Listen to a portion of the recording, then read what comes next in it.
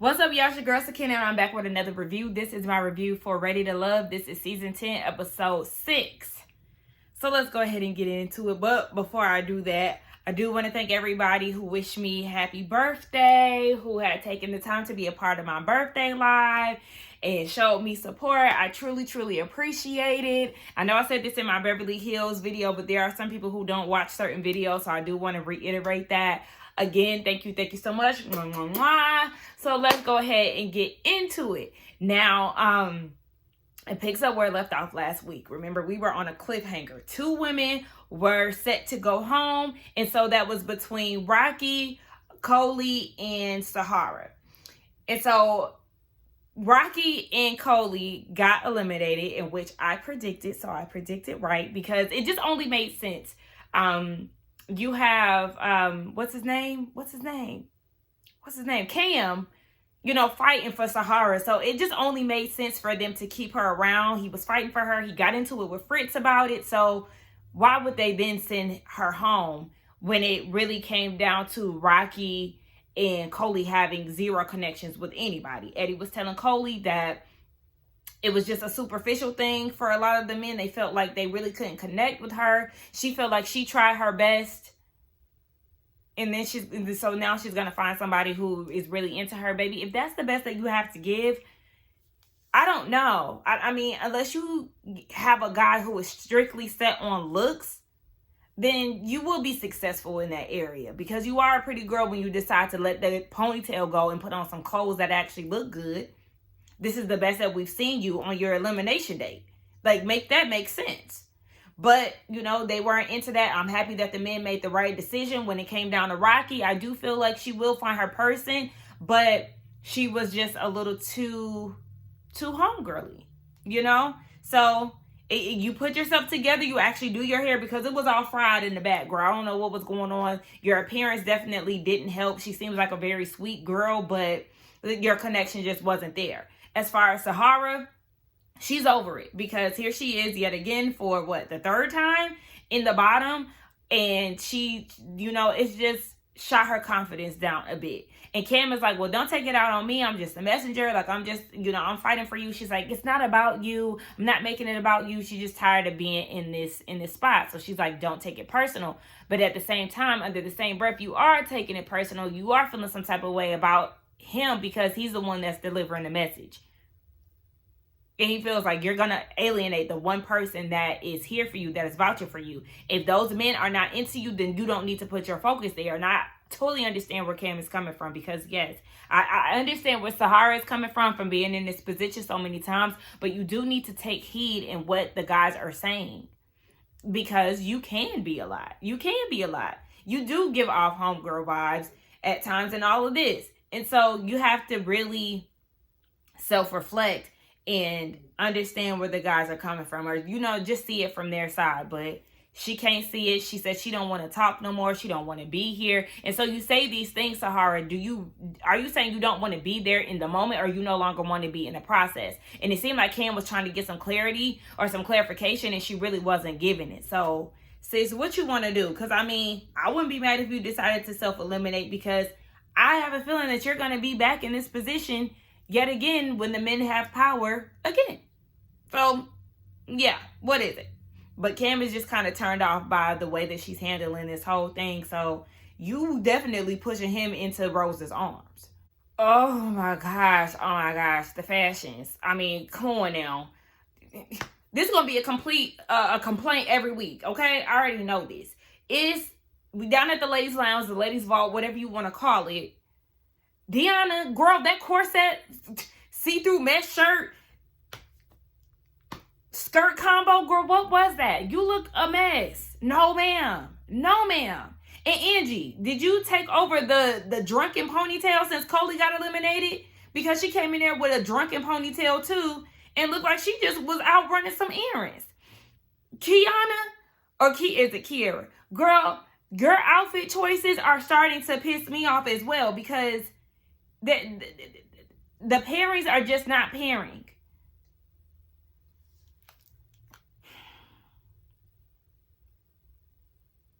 Okay. Tell me the assignment that Tommy wanted the girls to do is to pick their second choice. Don't take out their first option. Go with the second choice. Okay, cool. Now with Sahara, sis, who you gonna pick? Because the only one who riding for you for real is Cam. So who your second choice gonna be? You better not go on another date with Fritz, because you already know how that went. You already wasted a date on him. So who you gonna go out with? I don't know. But we just gonna see how this go, child. So we finally getting some camera time with Deanna, because I feel like she's a person that is mentioned often, but we don't really see her. So I guess, you know what? 2 women leaving, we'll probably get some more out of her. She decides to go on a date with Hussein, and the reason why she went on a date with him was because of his height. She said that her first connection is Khalil, which I was shocked about, because Eddie has said her name plenty of times, and it sounds like maybe they're not on the same page. I don't know. But they go on a date, they go horseback riding, and then they have a conversation and sit down. She wants to know what his deal breakers are. And for him, what was his deal breaker? Child had just left me. Hold on. Okay, I had to rewind it back. So for him, he said a person being selfish in a relationship. And for her, it's the lack of communication. Like, if you're reluctant to say something, then, you know, that's going to make her wonder what's going on. And then she goes and tells him, I feel like you wouldn't be communicative in a relationship. I feel like you would let things linger and not speak on them until you had to. I was with Hussein, girl. Now, how did you gather all of that? How did you make that assumption so quickly? It just kind of was like you telling him about himself without even really experiencing him. And he didn't really like that. I didn't like it either. It was very, it was kind of like accusatory. You're making assumptions without really getting to know who he is. Now, he does give a more laid-back, chill personality, but you never know how somebody is once they get comfortable with somebody. And he said that he's not that type of person. He's very straightforward, very communicative, and he says what he needs to say. So then she says she's not the type to text every day, because when she's at work, she's in a whole different zone. I'm like, okay, well, then that kind of goes with the whole communication thing. Like, I know her specific part of the communication was people being hesitant to say certain things, but that still falls in line with communication. So you're not a texter because you're at work, and work is priority, because he kind of threw it back at her like, okay, well, you seem like a person who is very, you know, work is the first thing for you, is over everything. And she said, yes, work is her top priority. So if work is your top priority, then what are you doing on the show called Ready to Love? I mean, work is definitely, it should be a priority. And she says she wants that same thing for her man. But for her, she feels like it's not like she's at a job somewhere picking up phones. You know, she's out here putting out fires. And for him, it's like, it doesn't matter what your job is. Like, if your relationship is a priority, then you will check in. It's not like a situation where my job tops yours, or your job isn't important because all you're doing is picking up phones and answering, you know, emails or whatever it is. And I'm actually out here, you know, in the field putting out fires. You still have time to respond. I had brief conversations with a firefighter.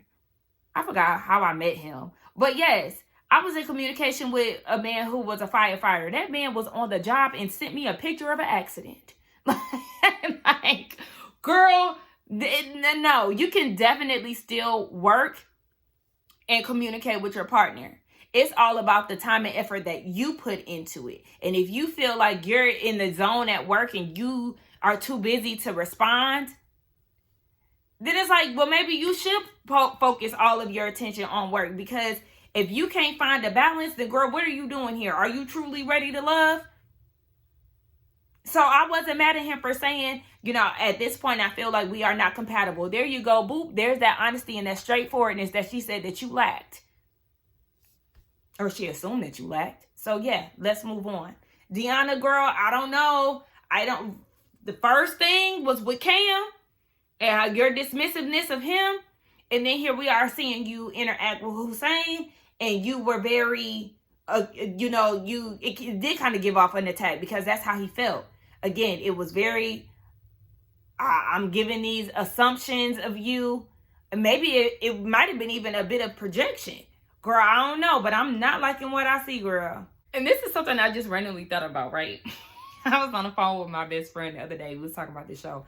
And she was like, Deanna ass is so big. And I was like, right? Like, when they went to the gym, that episode, when they went to Naeem's gym, like, her ass was just so big. And she was like, and then I feel like she got a BBL. Like, why did she get a BBL? I don't want my firefighters with no BBL.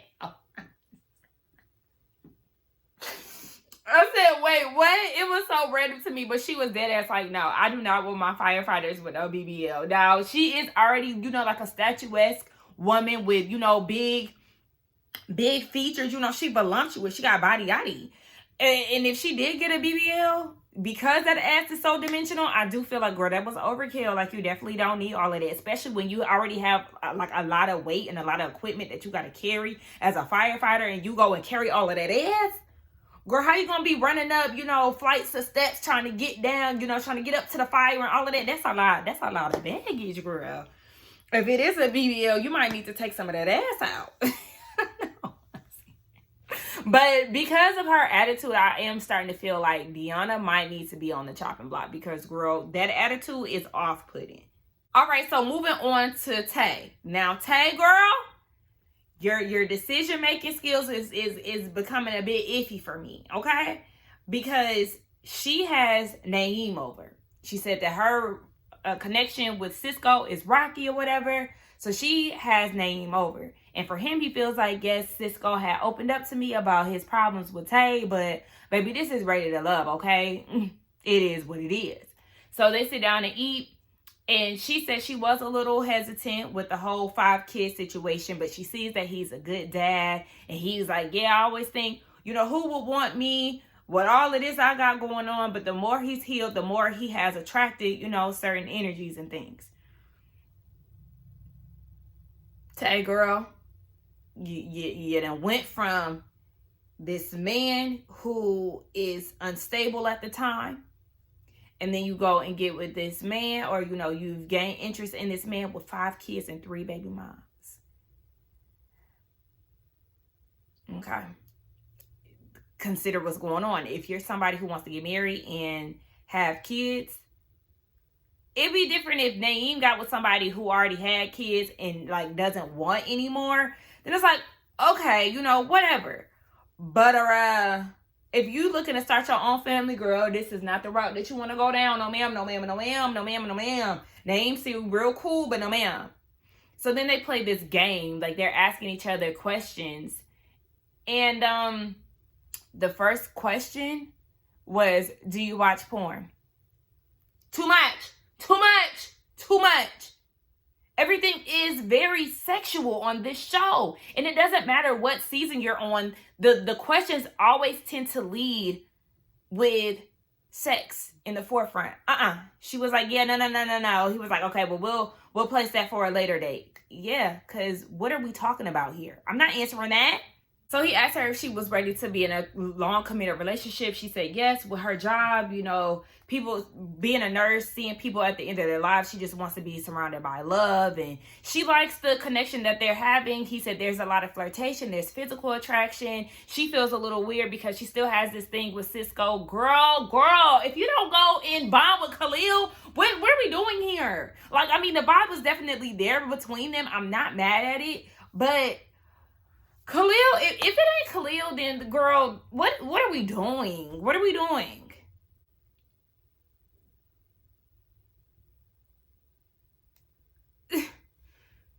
Chenise invited Cisco out to body paint. Come to find out, this is like a nudity situation, right?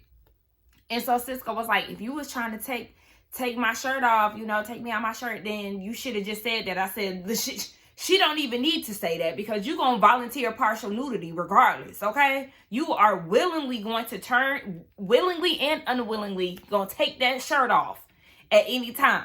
So I'm like, okay, here we go. They're body painting, and she's like, tell me something that nobody really knows about you or whatever. And he was like, when I got out of my last relationship, I just kind of was closed off and didn't really open up. You should have told her, well, my last relationship caused me to be in an unstable situation. I'm trying to get back on my feet. I don't have a car. I don't have, I'm not staying on my own. That's what you should have led with. So then she's like, well, I think it's, you can have all the money in the world, and if you don't have anybody to share it with, and blah, blah, blah, blah. Listen, y'all need to get down to business. I feel like he needs to lead with that. He needs to lead with his situation so people can know, whether or not they want to deal with that. I mean, but he said he ready to love. Okay. She then takes off her robe. Sis ain't got no panties on and no bra.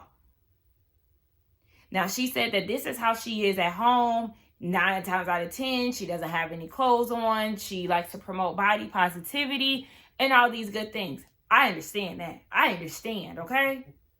I grew up in a house where nudity was normal, okay? And still, like, I see nudity a lot, amongst my friends, my mom. It's very normal. So I'm not one to, like, cringe if somebody don't have their clothes on, or, like, cringe when it comes down to body parts. But I am also a person, it's not an off the rip thing. I respect people's comfort levels and things like that. And so I feel like this was Chenise's attempt to get closer to Cisco and kind of like solidify their relationship. It gave a bit of thirst. You don't know this man. Why did you feel the need to have to be naked so soon? You do that once you reach a certain comfort level with somebody and you get to know them. I really just felt like that was very thirsty. Girl, y'all let me know what y'all felt about that. Did y'all think it was a thirsty move on Chenise's end? Or would y'all be down to do something like that with somebody so soon? When do you know the man's last name? You don't even know his living situation, and you done just got naked. Okay, so Rose and Hussein, they go on a date. And I totally forgot that they did hit it off at their mixer. So she's like, tell me something that nobody knows. We learned that he was in a group home from the age of 13 to college. And it really hit him hard. It was a tough time for him. It really just boiled down to him feeling abandoned. So much so to where he, kind of broke down in his confessional. And I'm like, oh my gosh. He said it caused strain on him and his mother's relationship, but it's like a continuous fixing situation where he's learning to forgive, and learn that people do make mistakes. She shared with him that she too was in foster care. That was from like the age of like 10 and 11, or until 10 or 11. And her parents did come and pick them up. So we know that she does have siblings. I don't know how many, but she said she makes it her business to love on her son. And she really just wants kids to know that they are loved. So they did bond over that. And she said, I know you do want kids of your own. But she has miscarried before. And would he be open to adoption? He says yes, because he knows what that feels like. But I said, why didn't you correct her? Does she know that you have a son already? Like, does she know that, or does she not? Because the way that she worded that was as if she has no idea that you already have a son, in which Angie bought a keychain for. Like, Angie buying that keychain was like I said, it was a strategic thing. Somebody in the comments did say it was a pick-me situation. Okay, yeah, it was. Because it is kind of like, girl, I don't know you. Like, her son don't know you. So, like, what he looked like giving his son a keychain. Oh, yeah, Miss Angie gave you this keychain. His son like, who was Miss Angie? Who was that?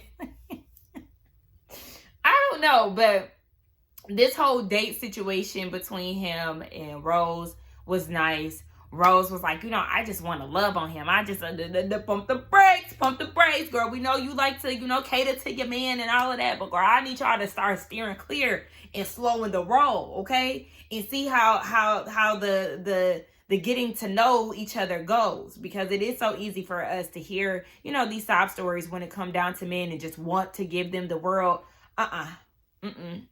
Don't volunteer your services so quick, baby. You gotta let this shit marinate before you start giving your all and start wanting to pour in. Give little doses, okay? Don't just go full-fledged. Reel it in, dial it back, slow it down, okay? So it was a cute day. I love it. The connection definitely seems like it's there. But Hussein, one, why you didn't say that you have a son? And then two, we just gotta wait and see. But it was cute. And Rose, I do love you with your fro, girl. Maybe you need to take them braids out, okay? Because that fro, it gives, it eats down. I like the braids, but the fro definitely eats down. Angie, girl, the task was to go on a date with somebody that was not your top. We already know that Eddie is your number one. So you already failed the task already. Now, she's asking, he gifted her with a journal, whatever, you know, just to show her that he is listening to her interests and stuff. He said he knows a lot about her right now. So she was like, okay, so tell me something that you like about me. He likes that she's a good mom. Of course, that's like always the easy one. And he said that he likes the fact that she likes to have a good time. So she wants to know about his deal breakers, is disrespect. And then he also likes a woman that is cleanly. He said that he works a lot. So he likes somebody who can cook and clean. Okay, it sounds like he's very into gender roles, honey. Is your house clean now? As a single man? Because I would have had to ask her that. Let me, show me a picture of your house. Let me see a picture of you, you know, in your space. Let me check out the background and see if it's clean. Because if you're waiting around for a woman to do that for you, baby, you're sadly mistaken. You're working it out as a single man, ain't you? If you like a house clean, I'm going to assume that you are keeping that up for yourself. So don't wait for a woman to come around and do it for you. And she was like, well, you want me to be barefoot and pregnant? Like, no, baby, you're looking for a mama. Absolutely not. And so he was like, well, you cool with all your exes, ain't you? And she was like, yeah, we do check-ins on each other. And there is a best friend of mine. And we tried to see where it could go, but it just didn't work out. So we just still friends. And he was like, well, that's a problem for him. Like, he was trying to make it seem like it wasn't at first. But he did say that he was bothered with that. And I mean, that's okay. But then also, she said that her male friends are not going anywhere. Well, see, did you try to work it out, or, you know, try to date all of your male friends? Because I feel like if they were just strictly platonic and y'all never tried anything, then it's like, okay. But then also I do know that, you know, there are people who did try to, you know, be intimate with each other and it just didn't work out. So I don't know. It just depends on the person's comfort level. I wouldn't say that you should get rid of all of your male friends because you're now in a relationship, but it does boil down to, like, you know, that respect aspect. So, because I've had a situation where I've had male friends and then their partners, their women, no longer wanted me to be friends with them. And it's like, well, I respect that, you know, do what you do. I respect the relationship. And because I don't want him, you can definitely just, you know, do what you do. But at the same time, it's like, well, I never even gave the impression of, you know, wanting to be with this person for all of this to even be a situation. It's like, I respect it, but at the same time, I know there's some women who, you know, some women can't handle that. But I also am a person who can be in a you know, platonic friendship with the opposite sex. So I don't know. It just depends. But at this point, she said, listen, her male friends ain't going nowhere. And she was like, all right, check, please. No, Eddie is a chop. I'm not mad at her for making that decision because, yeah, my alerts definitely went off when he was talking about he want these women, you know, women to be in these particular roles. Yeah, no, sir. Rose goes on a date with Fritz. And I don't know. It just kind of seems, I'm sure this is like editing or whatever, but she's like, I know that you want to have kids. I've miscarried, you know, way more than she would like to have. I mean, nobody wants to miscarry, but you know what I'm saying? A lot. And she was like, how do you feel about that? He said, I mean, there's other options, you know, with modern medicine. You can have a surrogate. Nope. Ain't nobody else carrying my baby. Okay. I would need to adopt. I don't want nobody else carrying my baby. So you can adopt a kid that's not your bloodline, but you wouldn't be open to a surrogate? Y'all correct me if I'm wrong, but this is not clicking. Like, it's not clicking to me. And if y'all understand where she's coming from, then please explain it to me in the comments. But it's just the way that she went about it. Like, you would have thought that he said something so outlandish. And y'all know I'm not a Fritz fan at this point, but you would have thought he would have said something outlandish. And I was actually feeling him in the comments when he said, you would want me to be a step parent to your child. And it's like, you wouldn't want to compromise with me and give me, something of my own and, have a surrogate. I mean, yeah. Like, I'm not mad at what he said. It is a compromise. So, I don't know, the way some of the women now, listen, y'all know I'm a girl's girl. But when it comes down to some of the women's approaches, it's like, y'all be a little too rah-rah. Y'all be a little too hype. Y'all be a little too animated, too passionate about certain things. Like, the approach be all wrong. Now, I already told y'all, it's slim pickings when it comes down to the men, like, to choose from. Trust me. Like, I understand it's a struggle out here for the girls. But, all of that wasn't even necessary, girl. Pipe all of that down. It definitely gave selfish. Tay goes on a date with Cisco. And at this point, like, girl, that's where you want to be. She apologized for being dismissive once he told her about his situation. And he's like, well, she said that it was like her abandonment issues. Her dad abandoned her as a child, and they're on good terms now. But she's like, when you get on, are you going to leave me? These are the things that are in her head. And he's like, well, I go hard when I'm supported by somebody, if that makes you feel good. Ding, ding, ding, ding, ding, ding, ding. Flags. Like, are you not listening to what he's saying? Why should you be, like, I understand you being with somebody that motivates you, or, you being in you thrive in relationships, like you feed off of off the partner. Why aren't you feeding off of yourself? Like, why isn't your situation enough to make you want to get out of that? Why do you have to be in a relationship with somebody for you to go harder than you already going, for your damn self, by yourself? I don't like that, because it just seems like you need help. Like, you need a person's assistance to get where you want to be. And that's why I'm like, it just makes me feel like, are you like, I don't want to say energy vampire, but like a resource vampire. I don't know, but it's a no. Like, that's all I do know. Girl, you talking about you want to get married. You want to have kids before you get married. Well, he need to be stable before y'all get to that point. Do you know how long it's going to take for him to get where he needs to be? How bad is his situation? Is he working a job that can get him to the point of, stability and living on his own and all these things? Girl, this is a process. And you're already what? She's like 33, 34. Like, what is your timeline? What is your ideal time for you to start your family and all these things, Tay? You need to start considering the whole thing, not just the potential. This is not ready for potential, baby. This is ready to love. And there's a lot of y'all motherfuckers that's on here that's not ready. I mean, they shared a kiss and all of that, and she just feels like she's reassured. She's team him. Why? And then they hugged, and I said, look at you, falling right into his armpit sweat, girl. Y'all have at it. I mean, again, the only guys who feel like they might be a little worth something, Khalil and Hussein. Like, those seem like the ones that's like good to go. Eddie, nah. Mooch, no. Cam, he alright. Fritz, hell no. Jay, where the hell was you at this episode? And Kiana too. Is it Kiana or Kiana? Like, not Kiana. Kiara? I think it's Kiana.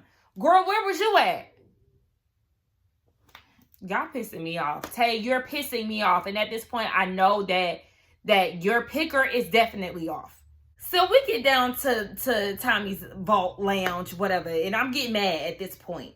So, okay, when it comes down to the outfits, Rose is definitely best dressed, best overall look, okay? She always shows up looking nice to the scenes and everything. Whether she's dressed down or up, I always like what she has on.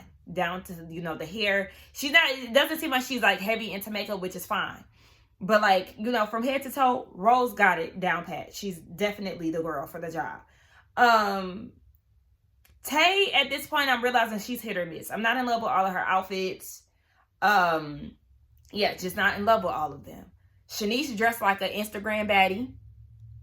Like, the outfit that she wore to the body paint, I mean, it was like, you know, very girly. Like, I'm not going to say it was ugly, but everything that she has on is always Instagram boutique. Instagram baddie. That's what she dresses like. And Angie, she dresses extremely casual. Even on the date with Eddie, didn't like the dress. It was just all over the place. Like, she wasn't like, it was wearing her. She wasn't wearing it. The like tie-in parts was all slouchy. Her hair just seemed like it was a little, you know, human outside. Like, I don't know. It just, no, she just don't be doing it for me. Deanna always kind of stuffed in the outfit. The combinations that she put together is usually a no. Who else is there? Yeah, I don't know who else is there that I can comment on outfit wise. I think I've listed everybody. Oh, Kiana and Sahara, you know, sometimes her outfits be looking cute. Sometimes they're just a little too much. But, okay. So, Tay tells Tommy about the date that she had with Francisco and how it was good. You know, she was looking at him and he was looking at her and she was thinking, you know, all of that. She went on a date with Naeem. You know, she just felt like she was feeling him and his slick pony. Okay.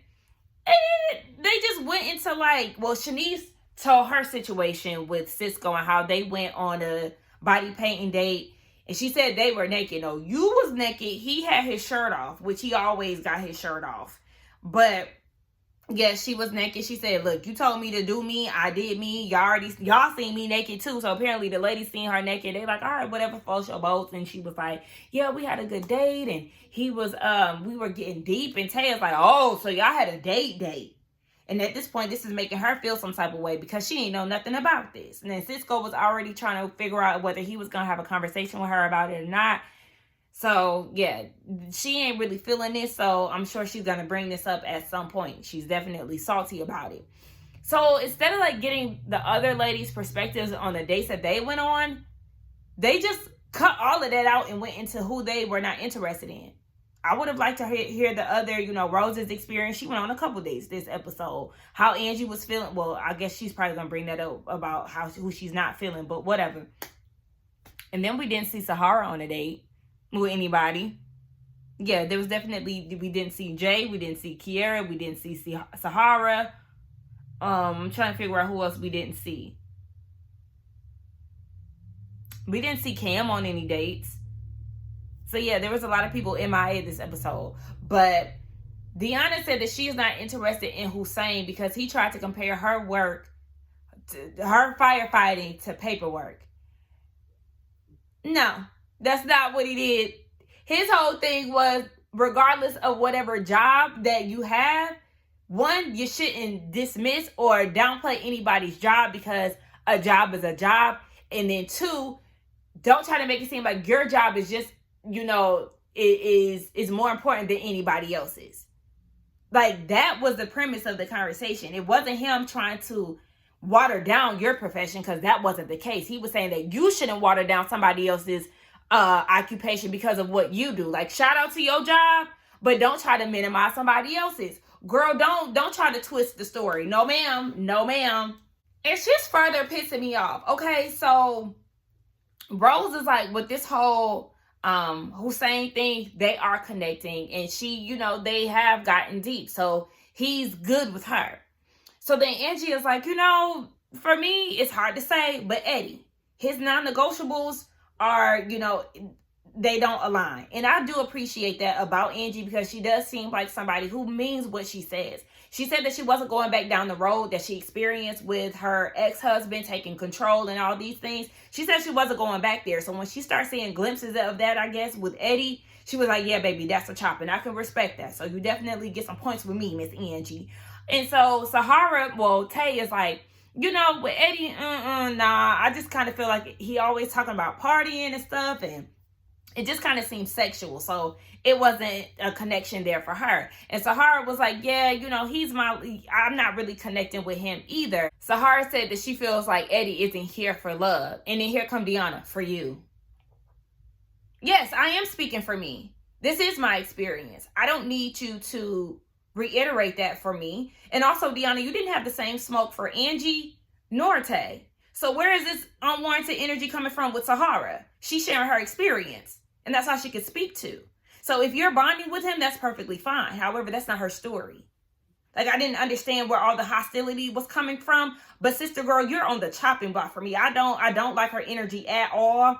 And she's saying that her and Eddie connect deeply. Do y'all really? Because, I mean, yeah, y'all talked about work. We haven't really seen too much. And we know that a lot of things go on behind the scenes on this show. But, like, girl, I need you to calm all of that down. Because, what are you trying to do here?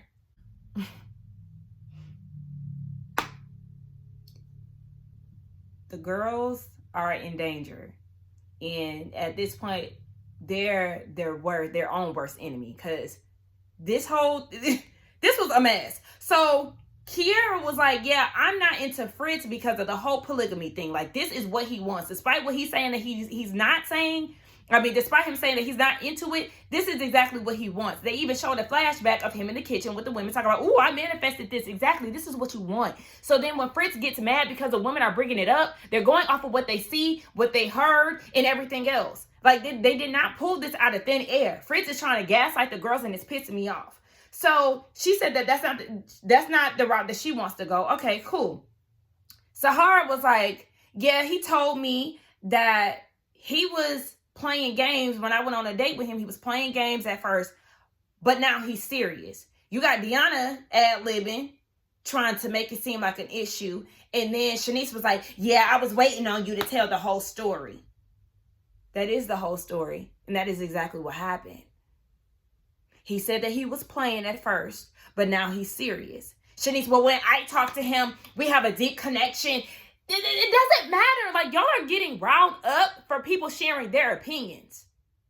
And to me, I feel like this is a different situation from the whole Cam and Fritz situation and their confrontation in the men's vault.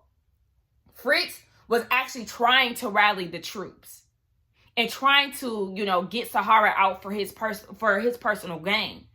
But Cam respected his opinions and everything else. He only spoke up when it became oh yeah, we're doing this for Fritz. And it's like, if you didn't bond with him, if you didn't bond with her, then you didn't bond with her. Like, you shouldn't have to like try to actively get her out, because her intentions were not questioned, versus somebody like Fritz, who you have all the evidence here that he's into this polygamy thing and he's doing things to show that he really was in this thing for the notoriety or whatever it is. He wasn't here to really find love, a monogamous relationship. Like, all of that is there. You got these other ladies talking, oh, Sahara is playing games and that wasn't my experience with him. Girl, calm the fuck down. Because this is not your nigga at the end of the day. Y'all got too much dip on y'all chip and y'all discernment has left the room. Y'all have all the evidence that you need, but you still want to be pick-me's and be chosen by some sorry-ass niggas. I don't know Fritz personally, but I do see traits in him that are definitely giving full of shit, bullshitter, here for the wrong reasons. But yeah, y'all want to cake for him and his Killmonger locks. Get the hell out of here. That shit just pissed me off. And then Rose is just loud in wrong.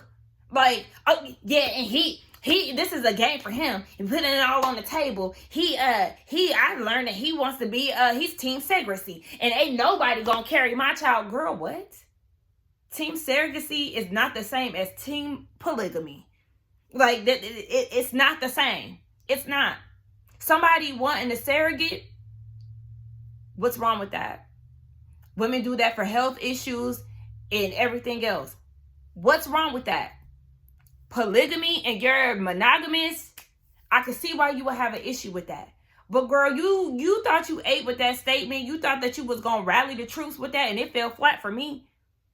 Absolutely not. And that's why I'm watching this scene like, the girls are insane. Like, y'all's pickers are off. Y'all's pickers are totally off, and it's insane. Like, this whole scene just really pissed me off. Like, it is the logic in the room with us. At this point, even though she got a thirsty side to her too, is Angie the only one who got a little common sense? I mean, Kiara, you seem like you got a little common sense too. Like, and Sahara too. Like, it's Kiana, Angie, and Sahara. They're the only ones who seem to have like some type of sound mind when it really comes down to it. Because what are we going hard for exactly? Okay, so Fritz and Eddie are in the bottom. You have Rose talking to Eddie and Sahara talking to Fritz. Now, production, let me tell y'all something. I'm going to need y'all to stop having these scenes with Sahara and Fritz because it seems like a setup to me. She already went on a date unnecessarily with him on the last episode or whenever that was. And then here we are with her having a sit down with him. Y'all couldn't send Deanna. Y'all couldn't send Chenise. Like, there was a different, like, there could have been Kiara. There was somebody different that could have been there instead of Sahara. It just seems like y'all want conflict and y'all are trying to make the scene. Y'all already know that they really don't, they really are not compatible. And so they shouldn't even be having conversations anymore because it's not there. So I just kind of feel like it's really a setup. Now, Rose is like, Eddie, the women are feeling like you're very flirtatious. You drink a lot. They don't know if you're really here to find a wife. Like, I don't know. But anyway, this is what she's saying. And for Eddie, he feel like, okay, it's damned if I do, damned if I don't. And she was like, well, I just feel that a lot of the ladies feel like you're, flirtatious with everybody. La, la, la. Okay. Eddie got a drinking problem because he was like, I haven't even got drunk on the show.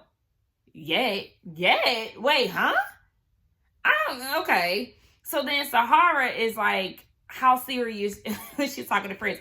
I mean, how serious you been in this process? Like a week? They've been there for 3 weeks at this point, and you just not taking the process serious. Like, he's being very honest. Sahara has nothing to lie about when it comes down to it. So he said that, yes, he's taking it serious now. It's been a week. And she's like, well, yeah, you've also have been playing the ladies. You seem to come around when it's the women's week to send somebody home, because she even said that in the vault. She said that he had all of a sudden text her. He had all this stuff to say in the men's vault, but because he know that he potentially might be on the chopping block, then he want to text her. He's a manipulator. He's full of shit. And Sahara knows that. But instead you have pick-me's like Chenise and Deanna who want to go to war for him. And he's been nothing but full of shit since the beginning. And he's saying it. So she's calling him out and she's peeping game. And now he wants to be apologetic and all of this. No. And then they brought up the polygamy. And he was like, oh, this is being brought up again, gaslighting the women when you are the same one who makes these jokes and brings it up and all of this. And he was like, oh, it was my fault for feeding into it. Yeah, because that's what you want. You want a temperature check. You want to see how the women feel about polygamy. You're not fooling anybody. And for that reason, I feel like he ain't ready to love. They need to send him home. It's okay if y'all keep Eddie for another week, but instead they want to leave us on a cliffhanger, which is pissing me off because The suspense is not there. Like, send this nigga home and let's keep it moving. But then they give us a trailer for this summer. I said, well, this is springtime. So what does this mean?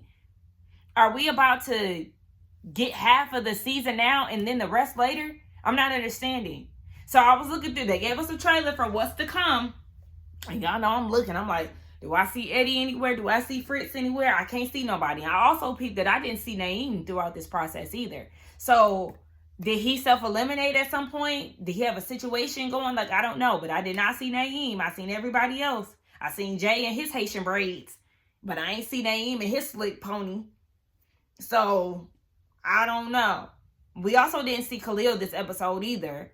I don't know what's going on. But y'all let me know what y'all thought about this episode. The ladies really pissed me off. Deanna, don't like her. Don't like Chenise. Gain more respect for Sahara because y'all not about to gang up on her like she the issue when it's really these niggas. So, yeah, no. Rose, girl, I mean, you all right, but then at some points you get to the point where it's like, ugh, girl, huh? Like, that whole surrogacy thing, girl, you was a little too passionate about that. You act like there was something wrong with that. Like, I don't know. The girls are starting to feel just as bad as the men. Y'all let me know. Is it just me who's thinking this? But that's how I'm feeling. Again, I'm feeling like this is a bad batch. The girls are starting to show their true colors, and I ain't liking it. All right. But let's get down in the comments and talk. But don't forget to like, comment, and subscribe to my channel. And I will see y'all in the next one. Bye.